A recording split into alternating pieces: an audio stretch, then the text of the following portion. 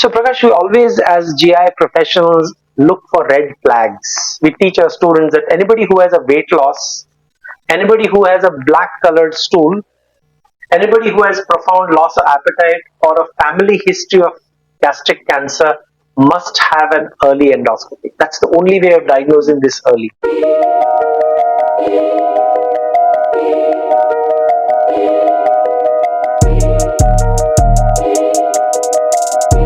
Welcome to 18th episode of Arogyam Katta. Today we will be discussing about acidity demystified. I was just reading somewhere that acidity now is soon catching up with diabetes, with cancer, with BP, and it's getting more and more in number. So to discuss that, we have none other than Dr. Roy Patankar, who is the director of Zen Hospital, a 115-bedded hospital in Chembur. There would be hardly anyone in Chembur or Mumbai who doesn't know about Zen because that model has become very popular. Thank you. So, welcome, Dr. Roy Patankar. Thank you for having me. Is it true that this acidity is increasing and India is becoming a capital of acidity? Certainly, acidity is increasing, Prakash. I think it's to a large extent to do with our lifestyle, our diet, our lack of sleep, the stress levels. You see people around us. Look at me. I came in at 1:30 in the morning on a flight, got up at 6:30 to do my exercise, and I'm sitting with you in the morning. And I have a whole day's work ahead of me. I think our stress levels are skyrocketing. Our diet patterns have changed. Our lack of sleep. There is no concentration. We don't meditate. We don't. A lot of things are apart from a bad diet. Many of these things actually do matter a lot, and I see this across socio-economic strata.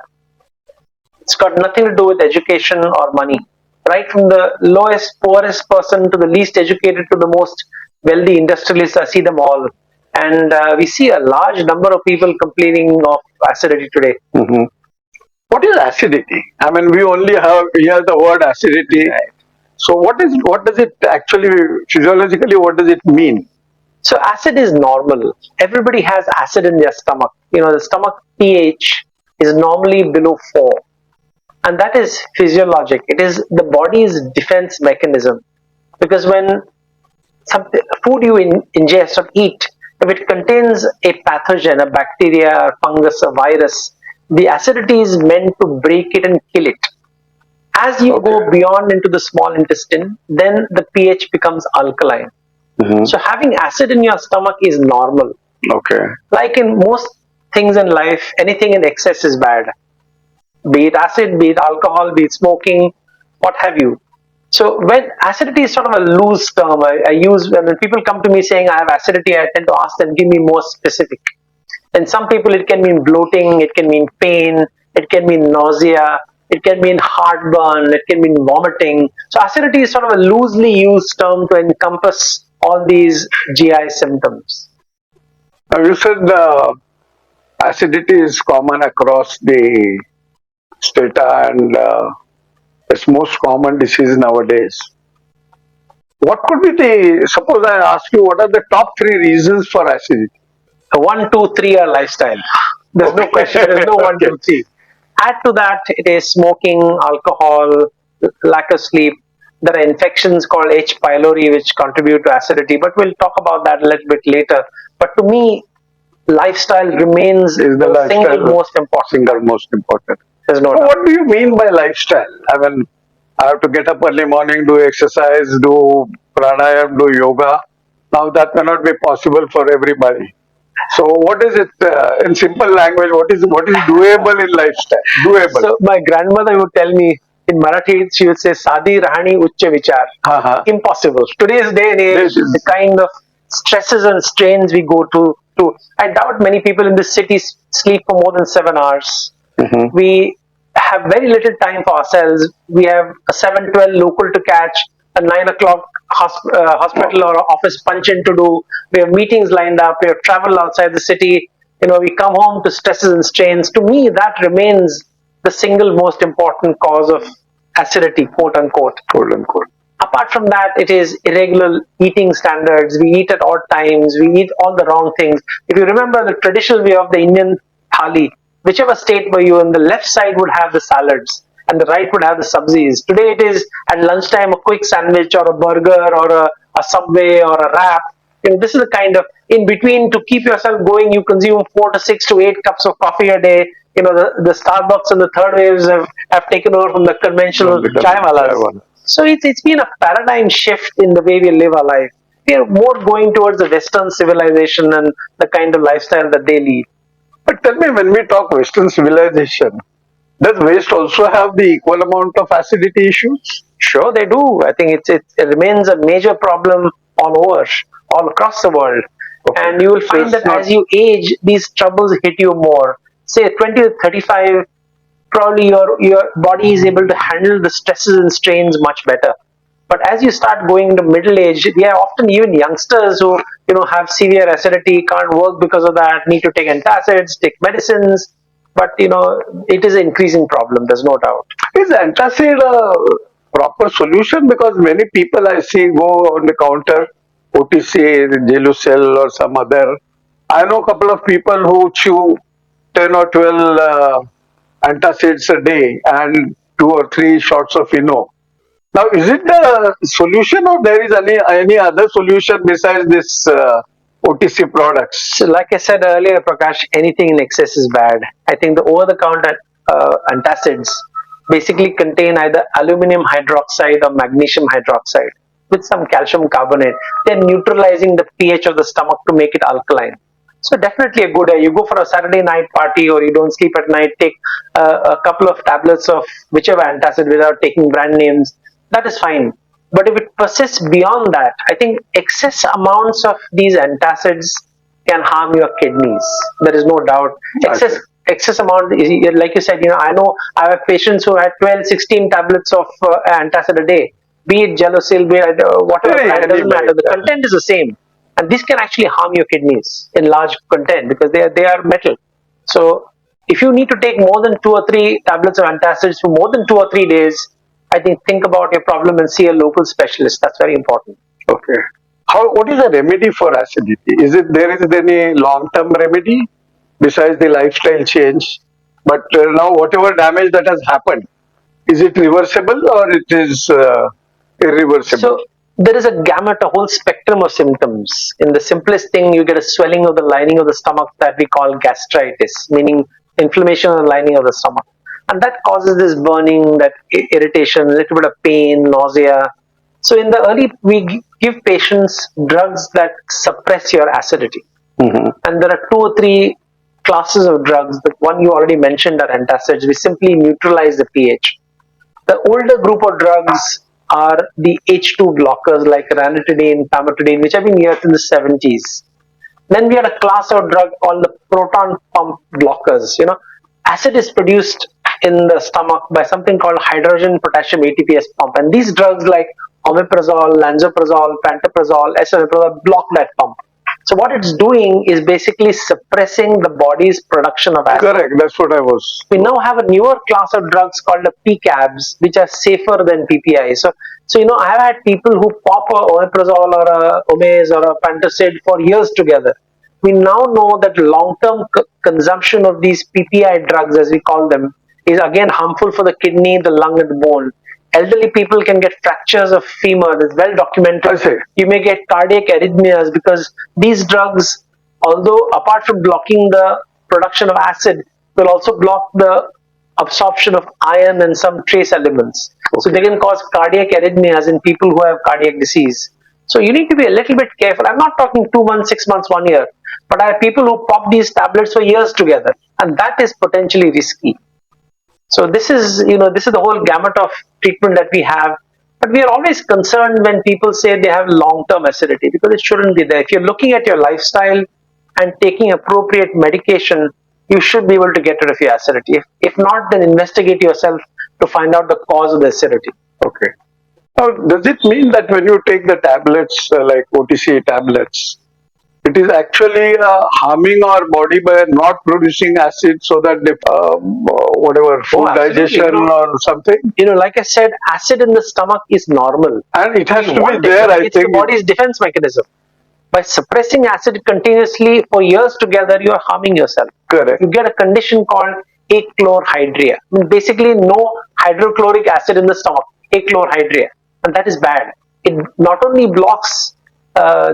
prevents your body from fighting infections, it will cause problems of absorption of iron, B12, many other trace elements. So definitely, it causes blunting of the lining of the stomach, which can be quite harmful. How do you kind of treat acidity issue besides the lifestyle change? Because lifestyle change will definitely not aggravate the disease further, but whatever damage that has occurred. Sure. Now, how do you medically treat the patient? To be honest, Prakash, the most difficult part of this is lifestyle change. Including me, people find it most difficult to do it. But I think we need to identify the cause of acidity. You may have a duodenal, means ulcer in the first part of the small intestine, or a gastritis, or something we call GERD, gastroesophageal reflux. When stomach acid refluxes into the food pipe. Okay. So the lining of the food pipe is squamous epithelium. It's not designed to handle acid. So God has created us so beautifully that the stomach lining is columnar. So any amount of acid there doesn't harm the stomach. But the minute it comes 2 centimeters up into the food pipe or the esophagus, you will produce ulcers there.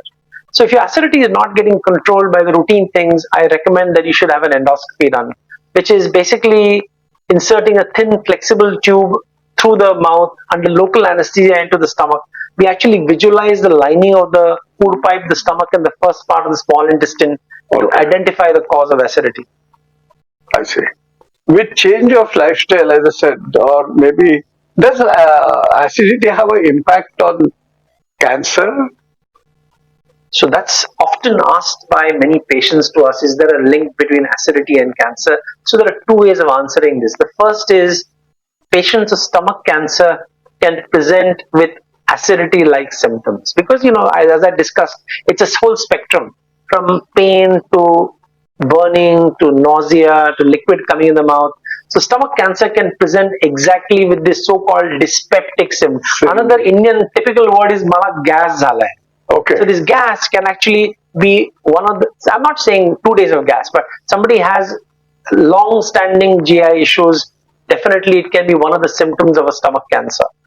The second condition is when acid refluxes into the food pipe, it causes what is called Barrett's esophagus. That is, a lining of the food pipe changes because of frequent exposure of acid.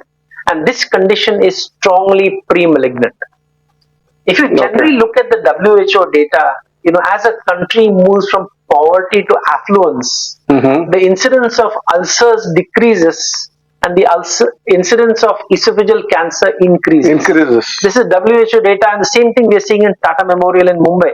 If you see the numbers, lower end esophageal cancers are skyrocketing, and the number of duodenal ulcers are decreasing because we are moving from underdeveloped to a developed country.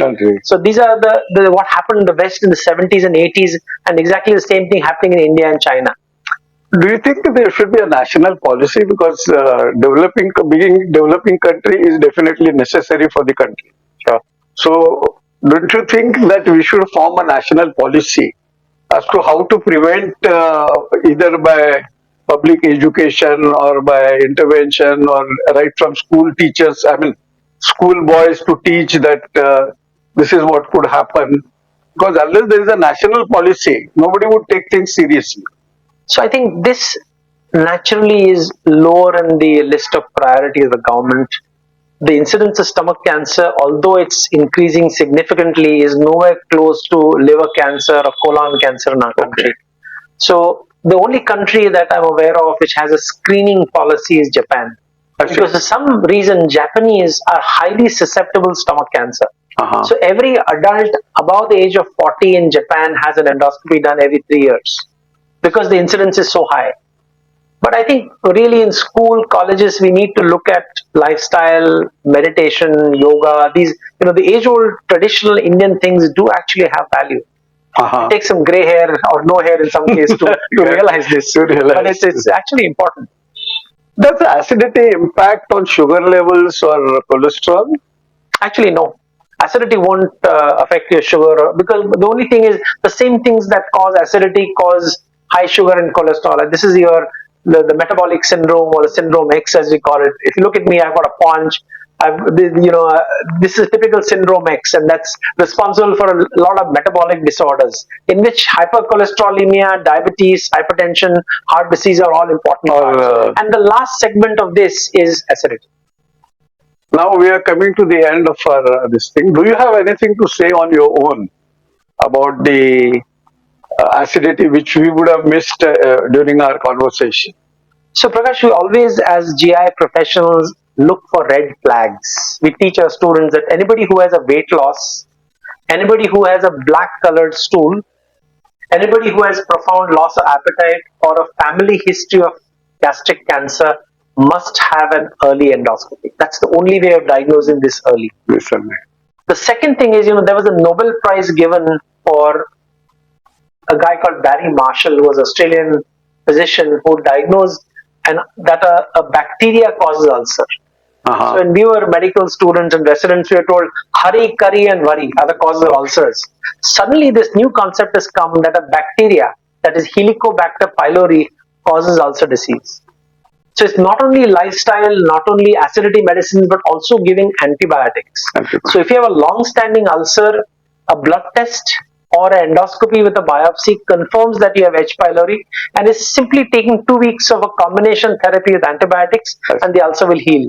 Okay. So this has been a paradigm shift. It's an interesting story that Barry Marshall, nobody believed him when he said a bacteria causes ulcers. So this man actually swallowed got endoscopy done first, showed that it was a normal endoscopy, then swallowed a broth containing H. pylori. And then 3 months later got an endoscopy which showed that he had ulcer. So this is how historically, and he got a Nobel Prize for this. You said Japan has the highest rates of this thing. Is it because Japan also has the highest rate of longevity? Is it any linkage with that? Their stomach cancers come early. They come in the 50s and 60s. It's believed that number one, there is a genetic predisposition, and secondly, the smoking of food. So a lot of them have smoked fish, smoked tuna, and this process of smoking is in some way causing this carcinogenesis. Thank you for coming on Arogyam, Katta, and let's hope we'll have some more. My pleasure, Prakash. Thank you for having me. And now we'll move to last segment, that is rapid fire round questions. So I'll ask you a few questions, answers of which will be yes or no, or very briefly. Sure. Is acidity mainly caused by spicy food? Important factor, yes. Can stress alone trigger acidity symptoms? On the baseline of other problems, yes. Is it true that lying down immediately after eating increases the acidity? It doesn't increase acidity, it causes heartburn. Acid in the stomach goes into the food pipe. GERD, reflux. Does acidity increases the risk of ulcers? Definitely. Is there a linkage between acidity and the risk of developing GERD? Interrelated. Acidity causes GERD and vice versa. Are acidity and heartburn the same things? Heartburn is one part of the loose spectrum called acidity. Do OTC anticides work well on most of the cases of acidity? In the short term, yes. If they're not controlling, get yourself tested. Is acidity more common who eat irregular meals? Definitely. Is it possible for acidity to cause nausea? Yes. Can acidity worsen asthma symptoms? Yes, because reflux, you tend to aspirate into your lungs, which causes dry cough, worsening of asthma. Yes. Are there any specific fruits that should be avoided during acidity? Sour fruit, the citric fruits need to be avoided. The pineapples of the world. Pineapple is probably the worst one. The citric is sour, so it causes more acidity. Does drinking too much caffeine lead to more frequent acidity? Important factor, yes. Cut down on caffeine consumption. Not only coffee, even tea. Can high food like fried items worsen acidity? Yes, fatty foods causing delay in the emptying of the stomach and can worsen your reflux and dyspepsia. Yes. Is water the best drink to prevent acidity? Nothing to do with acidity. Can certain medication trigger acidity as a side effect? Importantly, yes. Painkillers particularly should be very careful about. Except paracetamol, no painkiller is safe.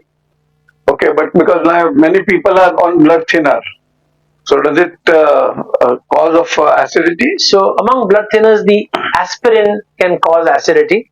The others like clopidogrel, prasugrel don't cause acidity, but somebody who has an ulcer can get bleeding with blood thinners. So these are two important factors we need to keep in mind. Is it okay to take OTC antacids every day? Not really. If you're taking it once in a fortnight, that's okay. If you're taking it every day, better to consult your GI doctor and get treated appropriately. Does smoking have any effect on acidity? Direct link, no question. Is yoga or medication effective for reducing acidity? Yoga is part of lifestyle change, which helps you concentrate, calm yourself down, and will reduce your stress and acidity.